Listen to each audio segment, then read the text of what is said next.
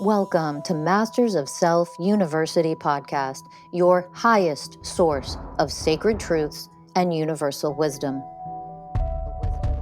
Hello, beautiful souls. I'm Rachel Fiori, mystic, spiritual teacher, psychic healer, and founder of Masters of Self University.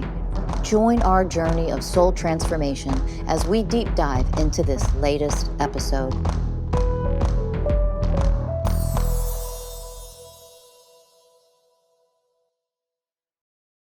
Hello, beautiful souls. Welcome to Masters of Self University podcast. Another episode that I am so excited to dive into. I'm Rachel Fiori, CEO of Masters of Self University, and I am here today with Ellie Armstrong, one of our certified mystical coaches. You all know her from the UK. Welcome, Ellie. Thank you, Rachel. I'm so glad to be here. Can't wait to dive into this topic today.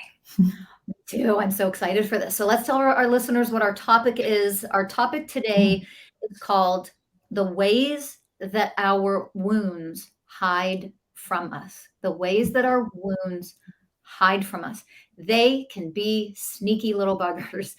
Lots of programs, lots of wounds, what I usually refer to as like what's in our blind spot. And let's get real. This is what makes up the majority of what our quote unquote shadow self is.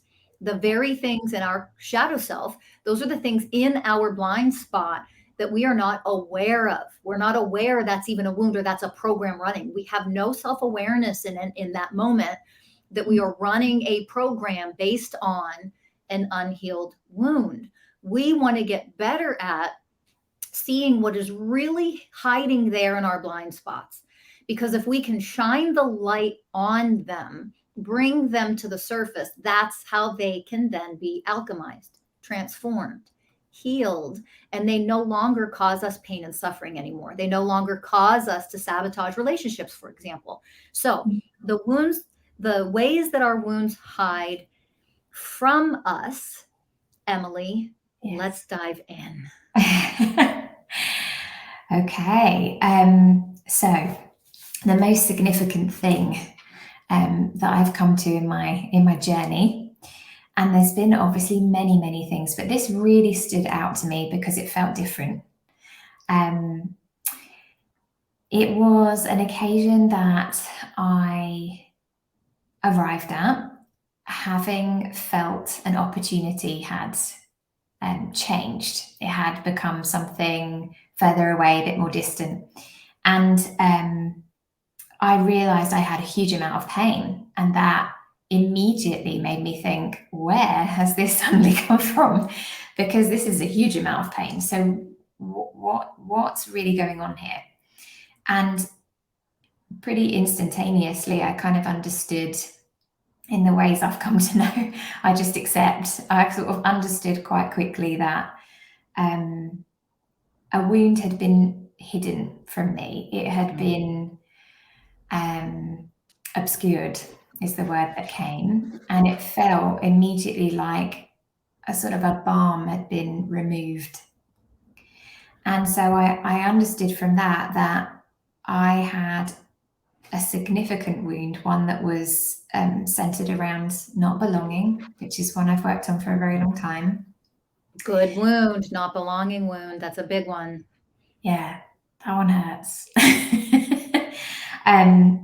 That was effectively kind of being cushioned, soothed by this opportunity that came quite out of the blue, quite unexpectedly. I hadn't sought it out. It was just something that I guess I had subconsciously internalized as, being some form of specialness or being selected or whatever it might be. And then once it sort of changed a little bit, or maybe I just perceived it had, the pain kind of rushed forward quite a lot. And so I realized that actually there was something sort of settling on top of a wound and keeping it from view, keeping it from being felt, which was huge, because most of the time when I'm looking at triggers and wounds, they're not always obvious, but they're usually out of negative things, things that happen and you're like, wow, that hurts, and I'm going to delve into that. I'm going to open my heart to that. I'm going to do all the things that we do with your wonderful process that is, life-changing. But this one was interesting in the sense that it was covered up, and so as soon as I found it, I started working on it. But it just showed me another way that our wounds can hide from us. They can be in our shadow, in our blind spot. So that was really a significant learning for me, and one that it got me. So for me, it's where I kind of embody it on a body and soul level, rather than just knowing it in my mind. That one, definitely, that went right in. Yeah, so let's dive in and let's get specific for our listeners to make sure they can understand this, and make sure that when you listening to us right now, I want you to be able to see this in your own life, how this might be happening for you. So an opportunity came, and it seems like, so let's put this simply, it seems like something positive is coming. Something Yes. positive is coming. And then that positive thing, an opportunity, a chance at something, it changes. Something changes about it. Boom. Uh-oh. Now I'm triggered. Now I'm in pain. I'm feeling quote unquote negative feelings about this shift or this change or this possible quote unquote lost opportunity. We could say that, right? Yeah. And in that, I notice that I am in pain. Oh my gosh, this is bringing some things up for me. And what I'm going to point out to our listeners right now is sometimes opportunities or positive things come to you and they might shift, change, they might fall by the wayside, they might no longer be there. And it's like, why did that come in? And it was so that something deeper that needs to be seen from your blind spot, some wound that needs to be healed, can be activated, vibrating, showing itself to you, that discomfort, how uncomfortable or painful or whatever programs it triggers and activates within you.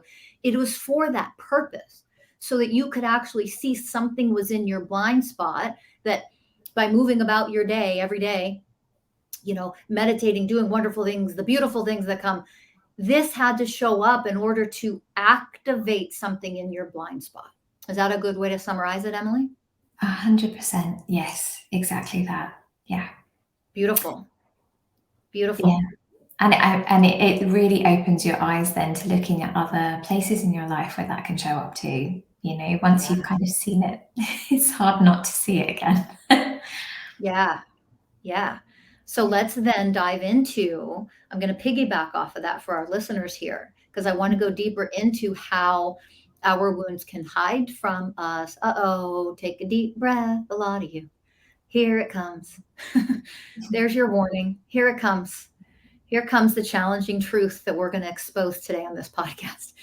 And that is all of the support systems that we put in place, all this massive years and years of people, find your tribe, find your tribe. And I always tell people, go fuck your tribe, get out of here, stop it. Now, that does not mean you don't embrace loving, supportive, wonderful people. We have a community of wonderful, incredible, amazing, insanely supportive people at Masters of Self University. The community that we have and what these coaches do for each other to support each other it is so beautiful. I mean, it just brings tears to my eyes sometimes when I think about how supportive our community is. They're so loving, right? But what I want to point out when I always say, go fuck your tribe, is people often try to find their quote unquote tribe so that they can have everybody around them tell them how wonderful they are. Always support them. Divine support includes speaking the truth, whether you want to hear that truth or not. Divine support is telling you what you don't want to hear sometimes. Yes. Because it's an aspect of unconditional love. The way of truth, the way of unconditional love, two ways of oneness, those are ways that where we are actually in our divinity. It does not mean we are not in our divinity when we tell somebody, oh, you're just perfect as you are. You are so amazing. I'm going to nurture you. I'm going to love you. I don't want you to feel pain. That's actually pseudo spiritualism. It is pseudo divinity. It's mask wearing. That is not what we need. When when you're supported by another, we have to start to gain the discernment of divine support, divine love, and codependency, enmeshment. So let's talk about that, Emily, because I think that's one of the biggest mistakes people make.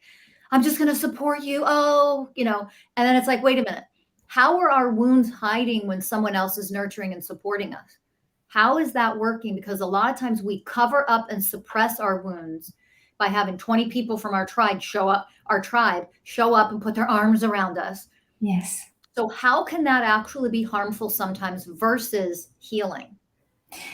Yeah, well, it can be harmful because you're denying that person the opportunity to heal, full stop.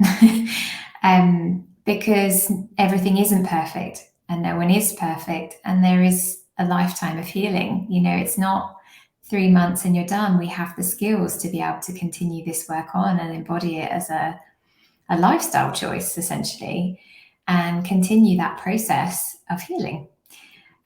So from my perspective, if your tribe is, denying you of that opportunity by saying everything's good, I'm always here, by swooping in whenever you're low, or, supporting with your healing in a way that leads to codependency. I need you in order to be able to feel better, to move through this, etc. Then it's defeating the whole object, which is community is here to support. They're not here to handhold and to do it for you and to disempower you. And there can sometimes be a fine line with that. I think I found myself have to, self-check on occasion. Am I doing right here? Is this something that still feels in integrity? Am I still coming from a place of power? And not using my community in MSU or anywhere else, other friendships and other communities to tip that balance into the place where it's not in balance, and it is leaning, and it is over support, and it is codependency.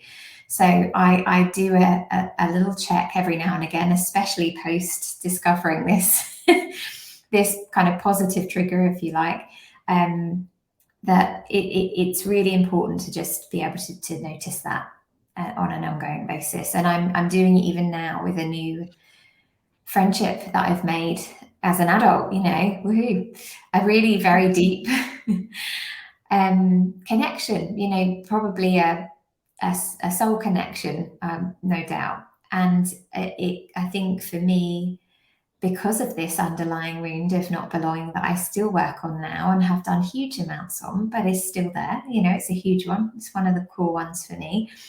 I have to do a check around non-attachment, around keeping boundaries healthy, around not bringing in codependency, any neediness, any dependence, and instead just keeping that loving and neutral, but loving, neutral in a loving way. Does that make sense? I hope so. And yeah, in that kind of healthy, balanced way that I feel we all need to do on occasion. I don't think it's like, I get it intellectually and now I'm never going to do it again. I do think it's an ongoing integrity check and kind of surveying where is that, especially when life happens and things maybe feel like they're going wrong or they feel not great at the time. Sometimes, you can forget yourself. And I often find if I'm leaning into some disempowerment, I need to bring myself back. Because I'm responsible for my healing. Another way of oneness. Self-responsibility and radical at that. Keep bringing it back to you. Lovely. That is so beautiful. One of the things you said is about people's circles or their tribes or their support systems. Are they swooping in whenever you're low?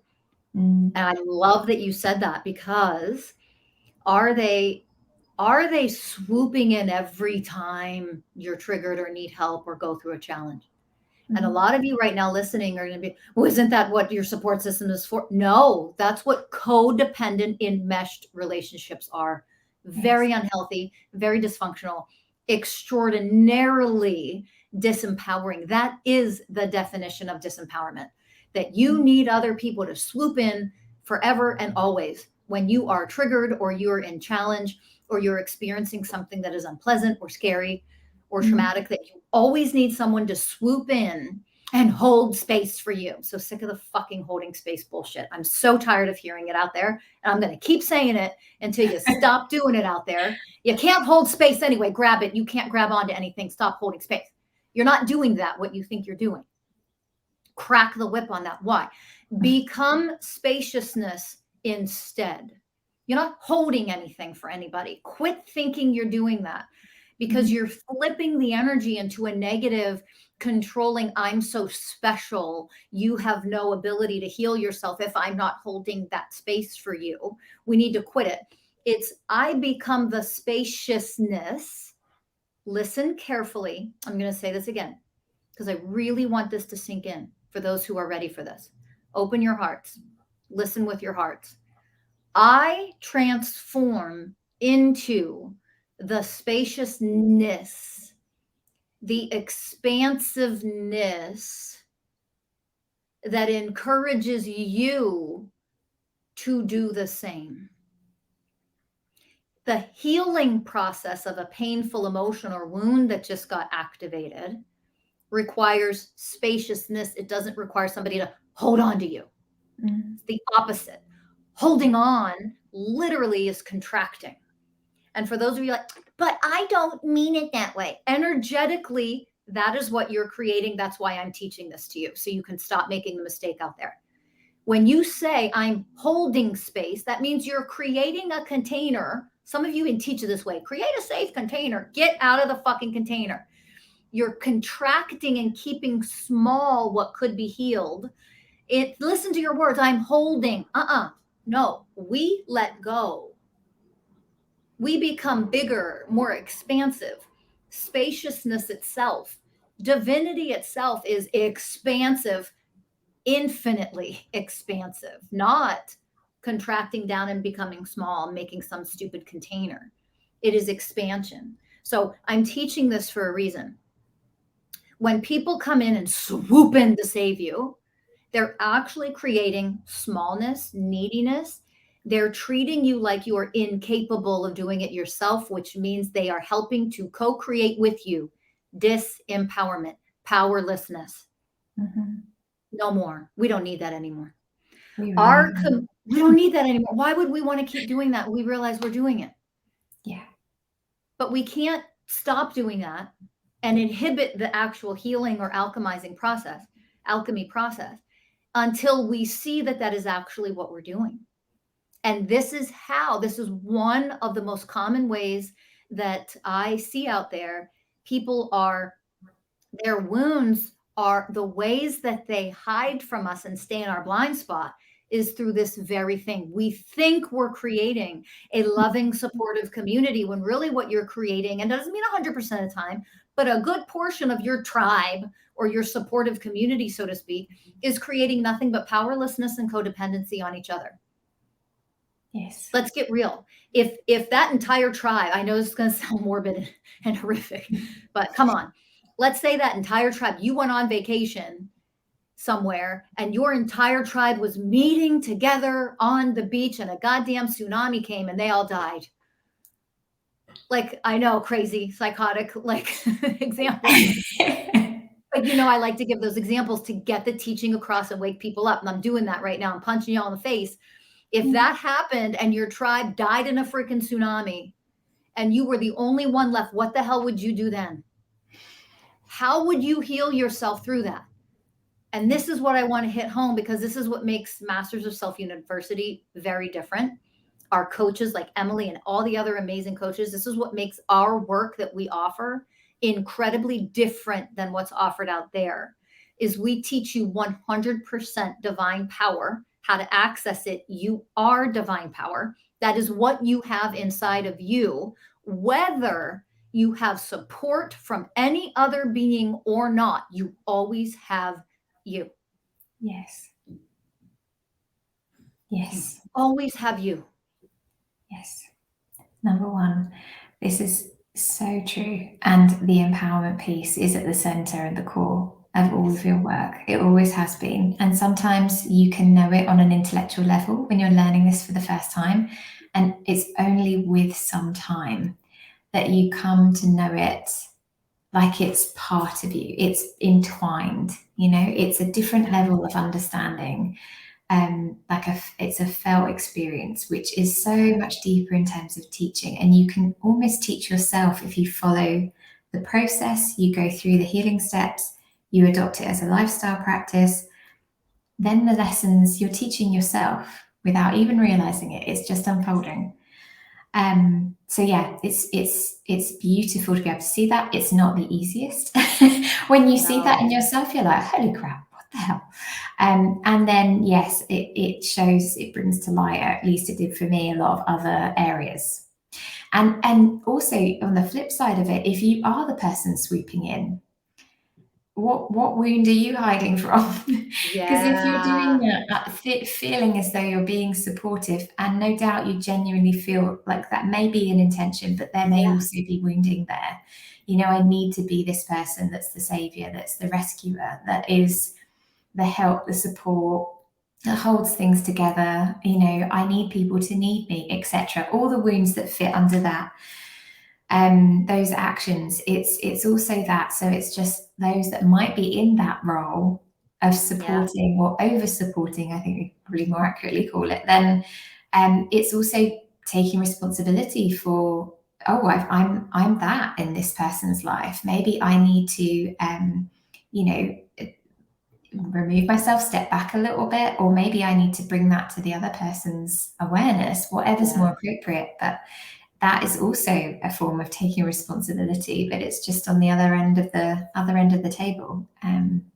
The wounds are so sneaky; they hide in so many places. Even when you feel like you're well-intentioned, it's just that deeper level, that deeper truth, uncovering that there's something more. There's something else there.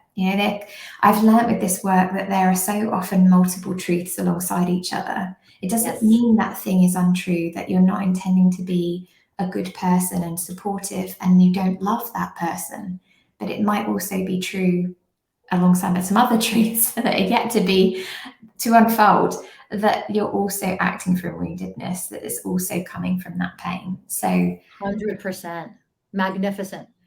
Absolutely magnificent. So this goes back to some of the teachings that are offered are to pay attention. A lot of people say, oh, your intentions, everything's about intention. Careful. That's not black and white. Because your intention in this example that Emily offered, your intention could be really a good intention, a quote unquote positive intention. Oh, but I'm just supporting my friend, or I'm helping my partner, because they're wounded, they're in this pain, and I'm swooping in and I'm being loving and supportive. That's what partners do, or that's what friends do, or whatever. And your intention might be good or positive, except what we teach at Masters of Self University. How are you actually showing up versus how you like to think you're showing up? Yes.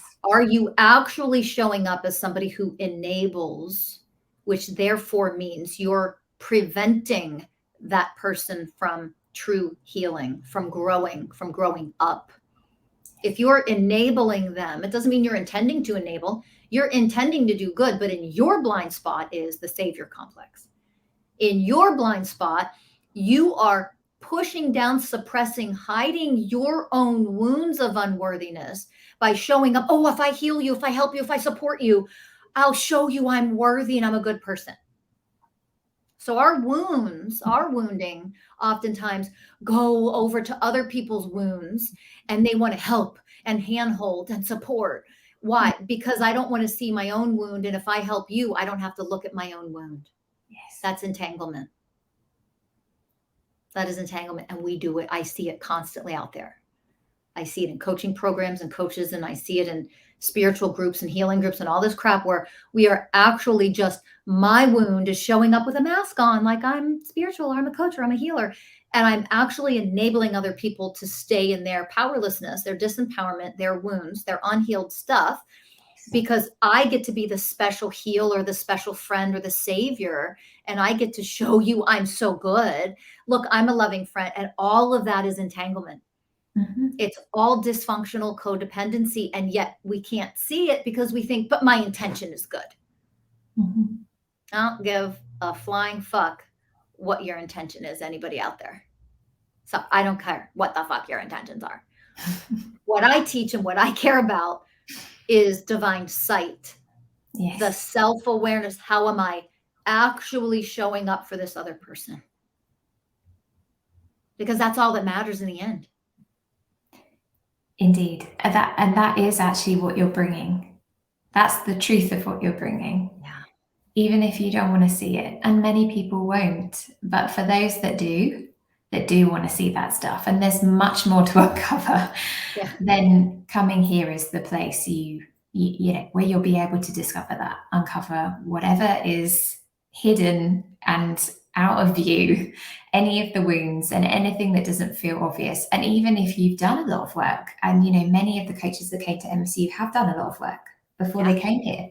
For sure. And yet it's different in the way that you mentioned, because, you know, one of the many ways is because you are going deeper. It's not just words. You are delving to something deeper. You're uncovering new things, new truths that are there. They're not your truth. They are just the truth of the situation, i.e. what you, as you said, how you're showing up, what's really going on. And if you're prepared to be able to see that, if you have the courage enough, because it takes it, believe me, to be able to keep going back and going and learning a new lesson and realizing what you thought you knew you didn't really know. You know, that one's interesting. I actually had a conversation with my higher self of sorts the other day, and she just basically was like, just stop trying to understand. Just please, you're not going to know. There is no knowing. It's not figure outable. There is nothing to figure out. It's literally not a thing that you can figure out. So there's no knowing, just go with it. So I'm just flowing completely now, entirely. Beautiful. I love it. Yes, if you have the courage to keep going there and getting to the deeper layers, it really is, it's so worthwhile. That for me has been huge, is actually learning the process, doing the steps, and then just going deeper. You know, myself, I don't even need to lean on my community, but yet I can receive the support from them as and when I really need to, in the times where I really need that support, and I'm still my spacious, powerful self. But sometimes extra energies can help lift a little bit when you've got a lot of density inside of you, when you've got a lot of pain you're moving through, especially if they're shame wounds. They're some of the most horrendous, and you might just need a lift, someone else or some other group of people to just help, just be there and not have any agenda, and you do it yourself, but they just lift the space. And that for me is the sort of, I think the thing I've come to know is as support in the healing sense, you know, not what you were talking about, which is a lot of coaches, because I'm in the coaching world, I have been for a long time, and a lot of therapists and other modalities, so well intended and yet missing the point, you know. And it's just having the courage to be able to really see that that's the truth. It doesn't mean your intention isn't good, but it also means there may be some other wounds. So just let's get in there. Let's just find them. Let's eliminate them. Let's lift the planet up a bit, please. Absolutely. I love it. That is beautiful. I love it. And I just want to piggyback off of that a little bit and reiterate that, you know, when you really learn what self-empowerment is, it doesn't mean you are always doing the work alone. Mm. You have your expert, you have your professional, you have your coach, you have your guide, but that they are offering you only as much as you really need in order for you to be successful and do it on your own. So I'm going to give a silly analogy, because whether you ever played this or not, it doesn't matter. You understand it. So let's say that you are a little child. Picture a little child who you're like, you know, let's put him in baseball. Let's try baseball. Well, you're not going to play baseball at 4 years old. You can't. You're not big enough, strong enough, coordinated enough. You don't have enough brain development to have a ball pitched to you and you actually swing and hit it. There's a lot of coordination, right? So what do you start with? You start with T-ball, and you literally set this little plastic wiffle ball on top of a stand, and it is stationary. And you give them this little bat it's light enough for them to hold, and they swing. And isn't it amazing? They still miss that damn thing. They'll swing over top. They won't hit it. They'll hit the base. The T-ball fall right off. They won't hit that damn ball. But you set them up in a way that they can learn with practice, effort, Yes. to actually start to hit that ball off of a stationary tee. And then what happens? You make it a little more, now they can do that. You make it a little bit more challenging. You take the tee away and you underhand a little easy toss, nice and slow, and then they practice hitting a moving ball. And I think we all can understand where this is going. That eventually you grow older, you get better at it, where your skill level is higher. You don't need that anymore. I don't think any professional baseball player needs to have a tee in front of them in order to hit the ball. They're hitting 90-mile-per-hour fastballs, faster than that. I don't know the fastest. Sorry, I'm not in that world. But whatever the fastest fastball is, they're hitting those, right? So that is what I want everybody to understand when we talk about this work, so they don't get confused. Wait, do I always just 100% do it on my own? Well, no. You need the tee. You need that coach to gently toss the ball to you underhand, nice and slow, for you to be successful at that level. And then what? We back off. You can do that part now. Now we take you higher. Now we're throwing a ball faster. Now you get a heavier bat, for example. And you progress in that way with the work that we offer at Masters of Self University. But the point is, at the core of that, the center of you, the truth of who you are, becomes more powerful, more independent, more capable and able and more skilled to do this for yourself over time. That is the whole point of what self-empowerment is. It's not about you figuring it all out on your own.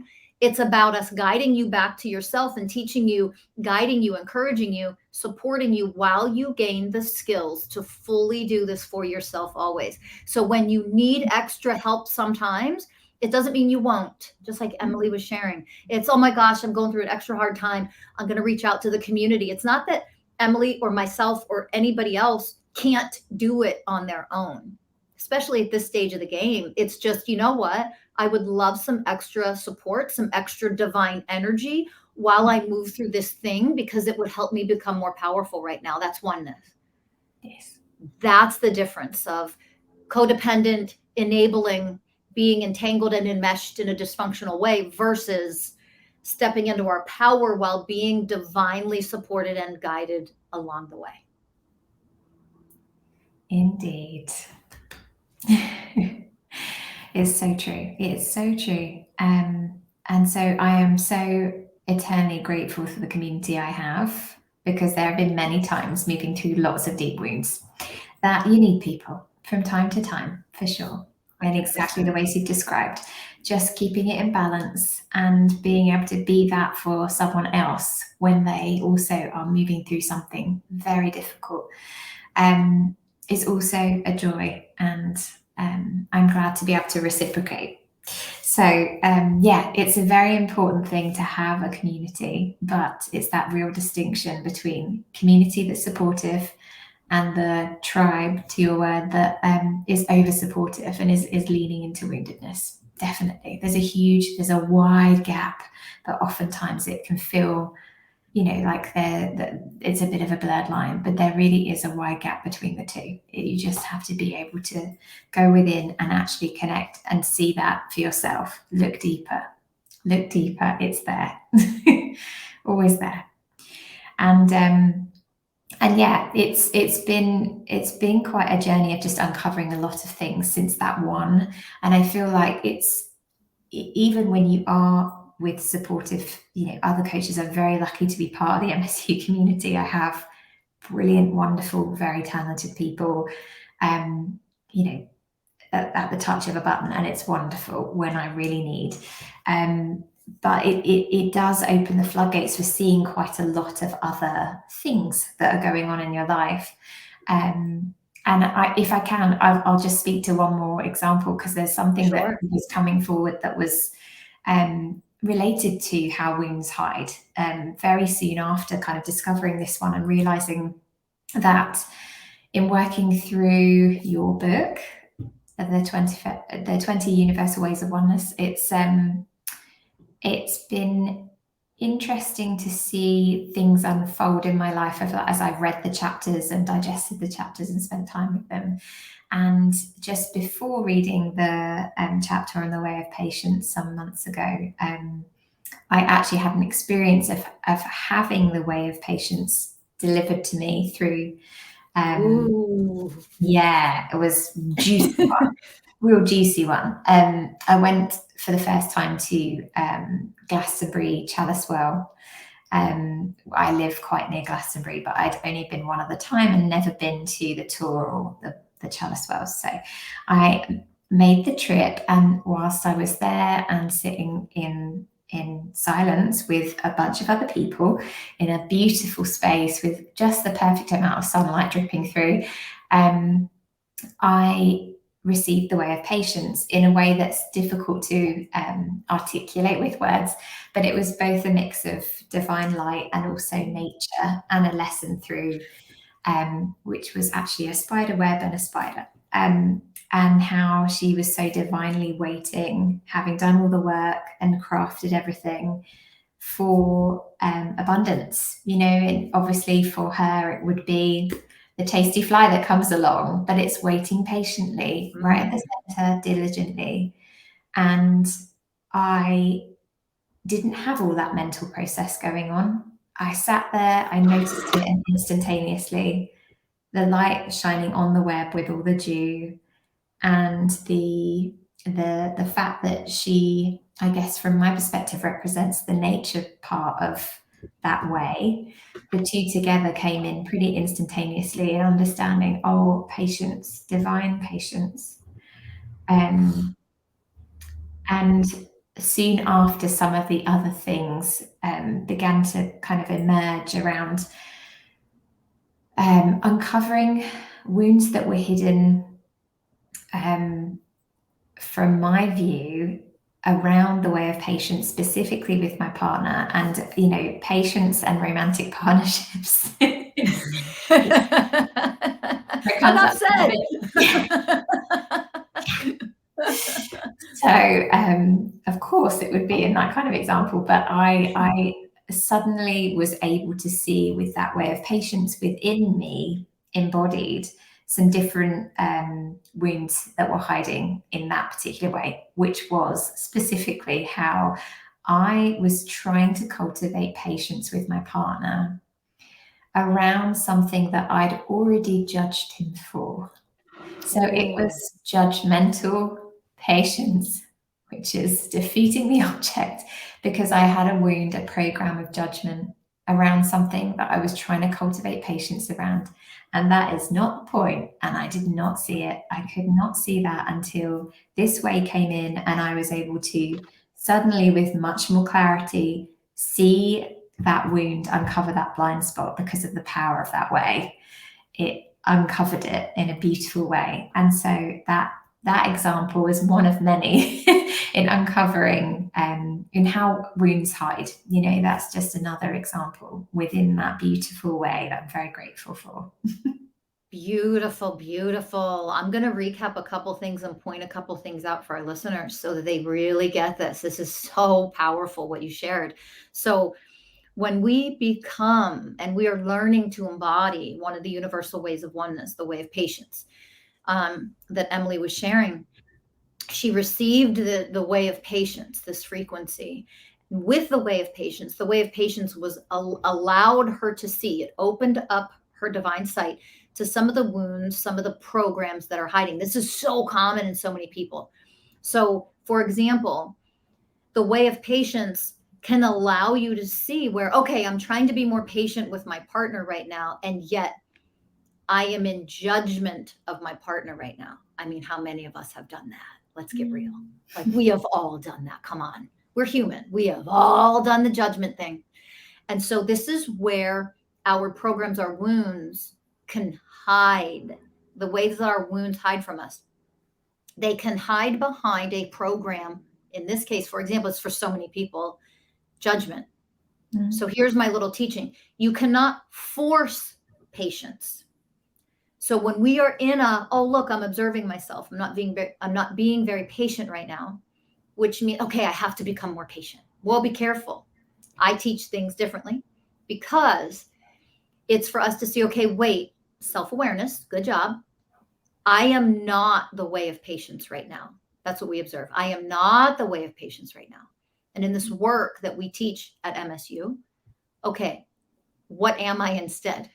So what am I right now in this moment? And we can see in this moment, so I am not the way of patience, which means I'm being impatient, right? So I'm impatient right now. But why? What else is running? I am in judgment. And here's truth, divine truth. Divine truth is, if I am in judgment right now, I cannot possibly be the way of patience. You can't be both. You're one or the other. If I'm in judgment over something or that somebody is doing, if I'm in judgment of someone, when I am in judgment of them, I am certainly not in the way of patience for them. We see that, right? Our listeners, you understand this. So if you understand, well, what program am I running then? I'm not in patience. I'm judging. I'm judging. So judgment is hiding what our wounds, our deeper wounds get to hide behind. We get to hide behind that judgment. So we can't see what the deeper wound. Why am I so impatient with this person right now? Oh, he's really pissing me off. She's really pissing me off. I'm so annoyed with my partner right now. And I'm judging them because they are blah, blah, fill in the blank, whatever annoying thing they're doing. They might be doing something really annoying or unloving or whatever. But I'm so impatient right now. Why? What's the deeper thing? And that's where at MSU, we do the work of, okay, well, what programs am I running in this moment? Judgment, whatever else. We connect the dots and leads us to those dots, connecting the dots, lead us to uncovering what is deeper in there, which is really the thing that prevents us from being able to offer patience to that person, even if that person really is kind of showing up a little bit as a shithead. Because it doesn't mean they're not. They might be. They really might be running some of their programs. Why am I in impatience versus the way of patience? And it goes deeper. That's the beautiful thing about this work. It takes you to the deepest core root of everything. It really does. It really does. And it's so great when you get there. At this point, I'm like, yes, this is excellent. Although it's a little painful initially, you're like, oh. Yep. Yeah, definitely a few of those like shocked emoji faces. But I definitely, at that point, I've learned to laugh a little bit as well, because there are times when you're like, really? Okay, we're doing this one now. And yes, I say that because I totally, some people are being a shithead. Yeah. And that is an example of two truths alongside each other. Yes. This might really be shitty, but yet, what's your side of the street? And do you know it fully? Have you cleared the whole lot? Because if you haven't, then you can't arrive with the way of patience, or indeed any of the other ways. So beautiful. I love it. I want to also briefly touch on this because it was such a magnificent example. So we're getting to the tail end here, everybody listening, but I do want to highlight this. Emily shared so beautifully when the way of patience came to her that she actually saw it through a spider and a spider's web, through nature. Yes. And here's the most magnificent thing about all of the ways of oneness is nature is not outside of us. We are one. We are nature. Yes. We have grown up in separation programs. We think of ourselves, we actually call nature the things out there, plants, animals, insects, wildlife. We call all of that nature, and we exclude ourselves from the definition of nature.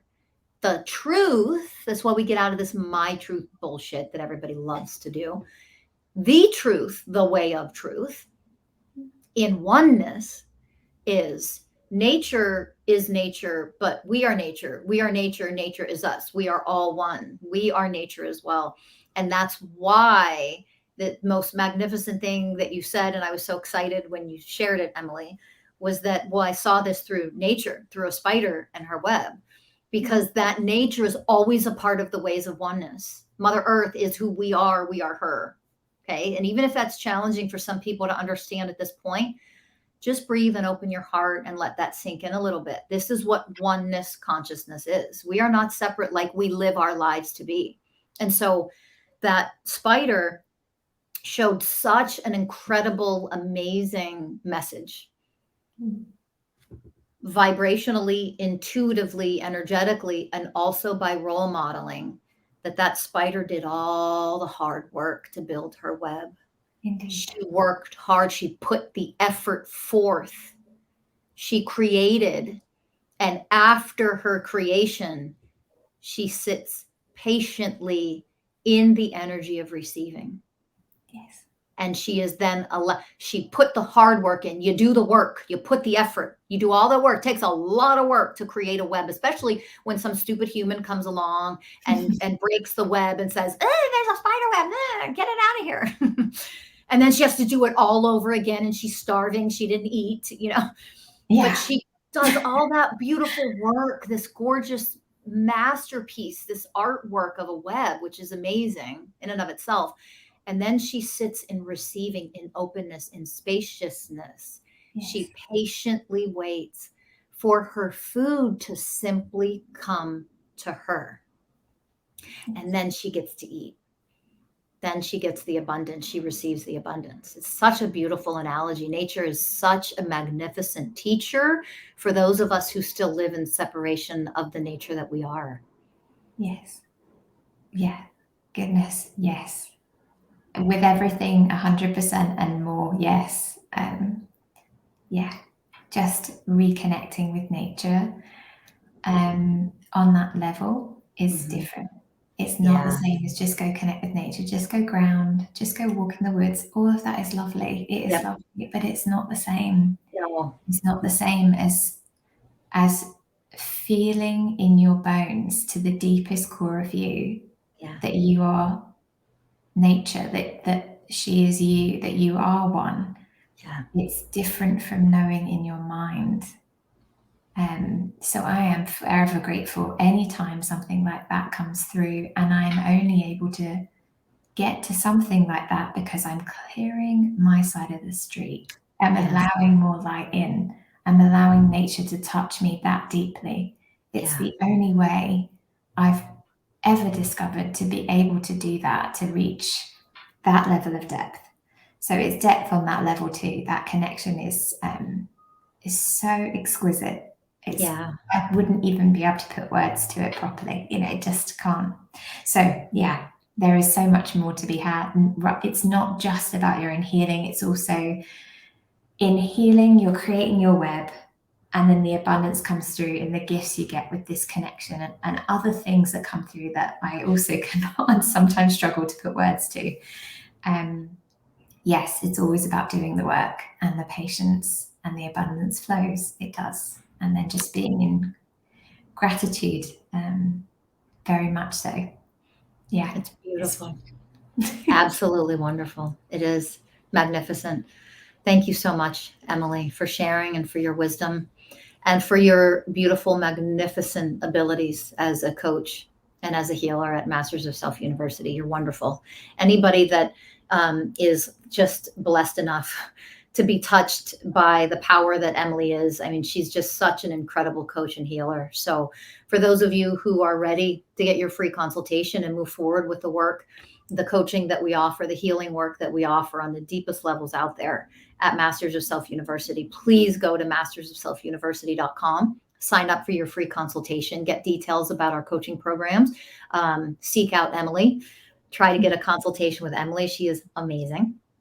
And for those of you, whether you're ready to move forward with that or not, you can always purchase Mason's Way, the 20 universal ways of oneness taught by the spirit of an enlightened dog. you can go to rachelfiori.com. You can look at the ticker on your screen for that website to go check out and purchase Mason's Way. Those 20 universal ways of oneness are here to enlighten you and enlighten the world. So start reading, take advantage of that now. And just to mention and put out there, we have classes on the universal ways of oneness that are offered starting in January. Go check that out at mastersofselfuniversity.com. So go ahead. Thank you so much, Rachel. And you are amazing. My gosh, I'm so grateful to have you in my life. Thank you as always. And please, everyone, buy this book. Even if this is your entryway into MSU, this will help because there is so much light in there. And the level of depth you can embody this. It takes work and it takes commitment and devotion and willingness, as Rachel always says. And it's the truth, but you can get there and it's here for you. It's available. There is this one way that is enlightened and beautiful. And thank you, Rachel, for bringing it to the world and for doing the work that you do every day. I know you work so hard and I'm so grateful. Thank you. Thank you. I appreciate that so much. Thank you. And thank you to all of our listeners. It's always so special when we get to share this wisdom with you. Please remember, subscribe, give us a like, share this with other people so we can help enlighten them as well and guide them to the step-by-steps that they can take, every way that they can take to allow themselves to truly heal, become fully self-empowered, and eventually become an enlightened being. And what does that really mean? Not a spiritual being, an emotionally, powerfully free human. That's really what it means to be enlightened. Self-empowerment, that's what we're all about here. So we send all the love in the universe to everybody listening. Do that. Like, subscribe, share, go to mastersofselfuniversity.com, sign up for consultation for our coaching services, check out our website, sign up for our classes starting in January, especially about the universal ways of oneness. Woohoo! Cannot wait. And go purchase the book today. We love you. Yes. Thank you for listening. And we'll all see you in the next podcast. Bye for now, everybody. Bye, everyone.